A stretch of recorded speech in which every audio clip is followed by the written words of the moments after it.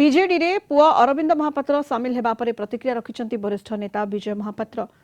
मुख्यमंत्री नवीन पटनायक तांको पुओ को आशीर्वाद करिथिबा बापांकु जणाइथिले अरविंद। पुओ माध्यमरे मुख्यमंत्री तांको पाखकु वार्ता पठाइथिबारु धन्यवाद जणाइछन्ति विजय। अरविंद बीजेडी रे जोग दैथिबारु सेथिपाई मुख्यमंत्री को कृतज्ञता जणाइछन्ति।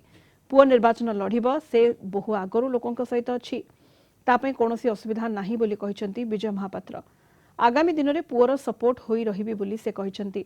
यासह मेंट नहीं मध्य प्रतिक्रिया रखिछन्ति। मेंट नहीं 4 ରୁ 5 दिन मध्यरे स्पष्ट चित्र आसीजिबो बोली से कहिछन्ति।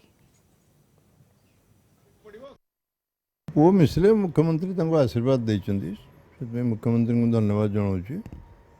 मो विषय मध्य पचारि बुझले भल होला। खूब सौहार्दपूर्ण वातावरण भितर कालीर योगदान जो भाव माननीय मुख्यमंत्री अनुष्ठित करेले खुशी भल कुछ असुविधा नहीं। निश्चित भाव रही सब आशीर्वाद समर्थन सहयोग